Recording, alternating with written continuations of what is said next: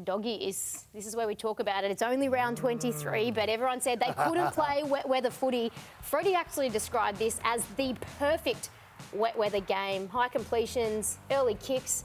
You must have been loving it. Well, I'll just jump in there and before Gus goes, but that is the Bulldogs' style of football. Yeah.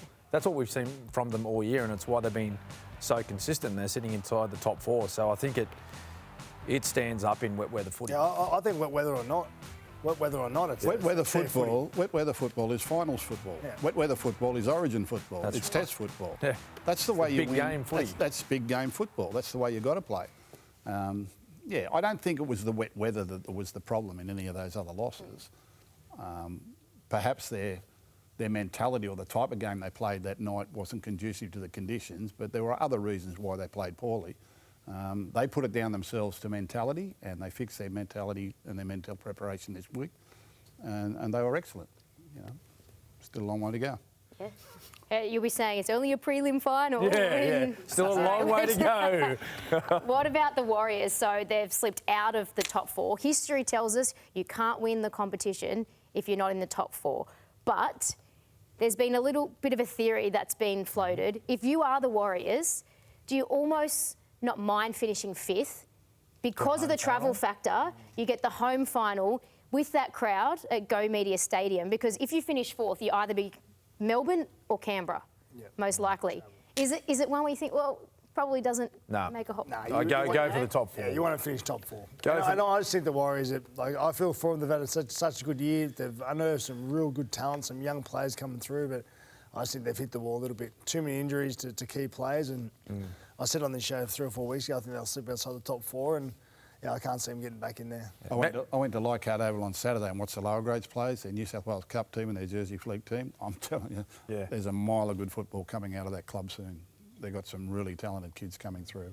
And the first grade sides obviously had injuries, and they lost their halfback early in that game the other night, which didn't help them. And they're a target for every team now. Like they're recognised as one of the top sides. So you just have these little runs in football, but I think they can recover. They've got a really good draw leading into the finals. I still think they can win their last 4 games, and that will nearly get them in a top 4 position. Well, right now, the Raiders are sitting pretty at the top of the ladder, so entertaining footy, as always, we see from the Warriors. But the Raiders sitting pretty at the top. Ethan Strange had a blinder.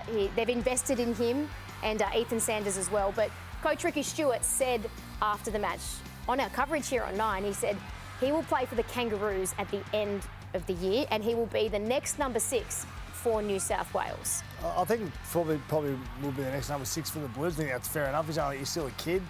Whether he goes on tour this year or not, I'm not too sure. I do think he's a chance. They generally do take a young guy, whether it might be him or Isaiah Katara on the tour at the end of the year. I reckon one of them will go. But he's a good player. I was down there the other night. What impressed me most about the Canberra side was their defence. And I heard Gus talking on air about how the outside backs almost show you space and dare you to go there, and they're fast enough to cover, which they are. But what impressed me most about their defence was what happens inside. That what you can't see on the TV, the amount of players coming and rushing from the inside, which gives them outside backs confidence to just go out and cover the space. They're a very, very good side and very powerful. We've spoken about before, Smithy. Powerful, fast, outside backs that just play fearlessly, but all tied together by Fogarty in the halves. He's that older, experienced head, and he ties it all together really well. So, yeah, they're a good side. I don't think Ricky Stewart says that lightly. I mean, he was very confident when he said, I actually spoke to him the next day too. And I mean, if the Raiders go to a grand final and win the premiership, there's a very good chance he'll be on the boat to England. And probably deserve to go. Well, they generally take a young bloke. They used to in the old days. When I first started, they went by boat. But they generally take a young bloke, Gus. Most tours, they normally take a young bloke and up-and-coming guy. I remember back in 2011, our tour, they took DCE. His first year in first grade. Yeah. So. They rethought that theory when they took a young Brad Fittler. He done all right. He cut a sway through him. I'm not saying he's not up to it, Gus, but is there room for him to go? Why not? Well, you'd say Munster will be going. Yeah, Munster did. Yeah, there's a lot of football to be played yet. There's a lot of football to be played. Well, that's true. You know, and if he gets to a grand final and they win a premiership, why don't you reward the players that have got them there and done it? Yeah. It wouldn't surprise me at all. It wouldn't surprise me if he went. He's a good player, really good player. Versatility value as well. He played in the old days too. They used to play against a lot of the club sides over there. Well, it was a long tour, and they played a lot of games, not just test matches. If they're just going for test matches, that probably limits his opportunity. because they don't have those other games around it. But it'd be well worth taking him for experience. And it helps too, as you said, Em, like versatility. It helps with those, this short sort of campaign of 3 matches overseas. If you pick up a couple of injuries in the first Test match. He played under-19s Origin a few years ago, scored a hat-trick in the centres. I know did, it's under-19s, but bright future ahead. Yeah. What about the Sea Eagles? Their finals hopes look all but over. Are you surprised, just given, when you look at their roster at the start of the year, you would have assumed, Gal, that they're playing finals footy? I can't remember if I had so them in there or not. They've had a lot of injuries to some key forwards. I think that's really hurt them. It didn't surprise me. This was tough to see. Yeah, that was hard to see. For anyone, the but nicest, for Jake the nicest Trbojevic, guy in the game. You just don't want to see that happen to him at all. He's such a good fella. Would you consider leaving him out for the rest of the year, Gab? Like, is that 3 this year? Yeah, I'm not. I don't know at least 2 serious ones. Yeah. I'm not 100% sure if it was 3, but I look at it. I feel sorry for him. Turbo, unfortunately, isn't playing. What we know he can do. They've got some injuries to some key forwards. It doesn't surprise me at all that they're slipping outside the top 8. Canberra handled them pretty comfortably the other night. That was a very composed, professional win, wasn't it? Yeah. They were never in danger.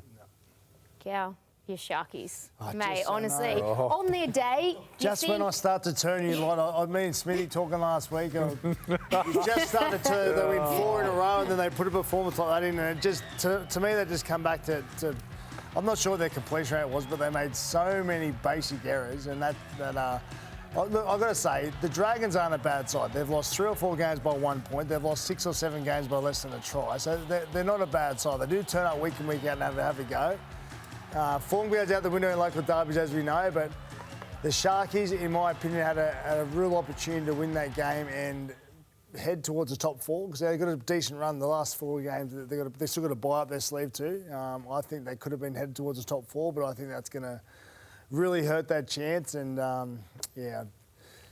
love the Sharkies. You got to be so careful, like in these latter stages of the competition. If you're sitting in that top 4 or sort of top 8, and you're looking at playing finals footy, and you're playing someone down low where they think, our season's over. You think you should win. So mindset and attitude, right? You can't allow any type of complacency, but you also got to understand they want to try and disrupt your path to the finals. Right? Because they think, our season's over, we're not going to play finals. Let's try and make a bit of a disruption in this competition where we can try and knock off a couple of those teams at the top. I think more than ever. I think in past seasons we've seen once a team drops out contention from the 8, they find it hard to emotionally hold it together, and they can have some big scorelines run against them by the top teams. But not in this competition at the moment. There's a lot of upsets coming from the bottom, and those 2 games that we saw yesterday, which was 4 of the lower placed teams on the ladder, but it was an outstanding afternoon of rugby league on what they produced in 2 really close games. I mean, those bottom sides can't afford to give up on their season. They can't afford to be trounced at the back end of the year because there's contracts up for grabs and credibility and all that sort of thing. I think the bottom sides have done really well. This is a bizarre competition, honestly. If you ran it for another 10 weeks, it might flip on its head again. I said 10 weeks ago this competition could flip on its head, and it has. All right? And in 12 more weeks' time, if you kept going, it would nearly flip on its head again. There'll be other teams that rise and other teams that fall. So it's a bizarre competition this year. Anyone can win it. Guarantee you, anyone can win it. The winner is well hidden. I like that. You think Very wise. Wow. You are wise. You reckon they come from outside the top 4 this year? Anything can happen this year. Anything. South can't win it. They can't make the 8, so... No. Well, within reason. What's still to play out? How hard did he hit you?